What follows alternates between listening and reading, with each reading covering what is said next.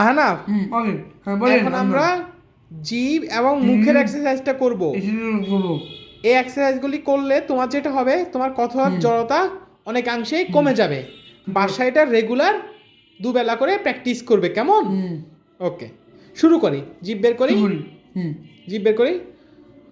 1 2 3 4 5 6 7 8 9 10, উপরে উপরে, ঘাড় সোজা। আপনারা যারা ভিডিওটি দেখছেন, ডাউন সিনড্রোম বৈশিষ্ট্য সম্পন্ন শিশু ও ব্যক্তিদের ক্ষেত্রে যেটা হয় সেটা হচ্ছে ওদের জিভ উপরে উঠাতে অনেক ক্ষেত্রে সমস্যা হয়। এর ফলশ্রুতিতে ওদের বিভিন্ন ধরনের ধ্বনি, বিশেষ করে ব্যঞ্জন ধ্বনি উচ্চারণে সমস্যা হয়।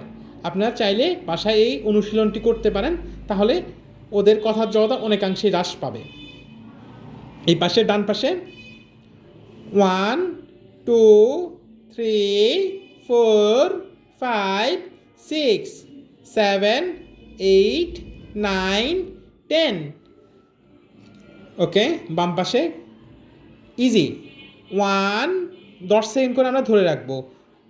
1 2 3 4 5 6 7 8 9 10।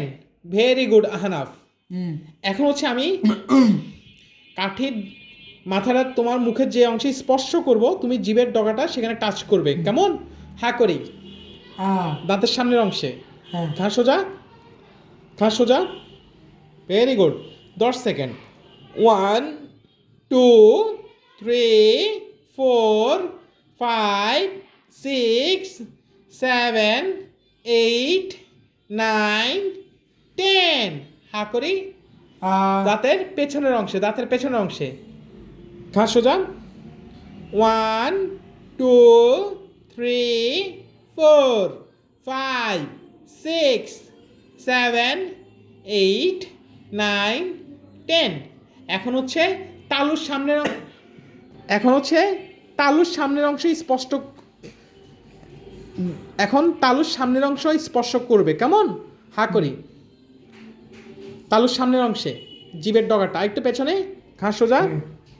1 2 3 4 5 6 7 8 9 10। হা করি, তালুর একদম পেছনের অংশ ঠ উচ্চারণ যেখান থেকে করি, ঠ ঠ ঠ উচ্চারণ করে জিভের ডগাটা যেখানে তোমার স্পর্শ করে তালুতে, ঠ এখানে, ঠ টাচ করি ঘান নিচে আর একটু পেছনে আহনাফ এখানে। 1 2 3, ঘাড় সোজা।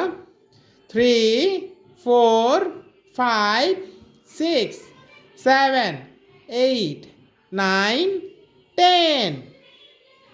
Ahnaf relax, very good. বাসায় এটা রেগুলার প্র্যাকটিস করবে, কেমন? Okay, done. সবাইকে থ্যাংক ইউ বলো। Thank you so much.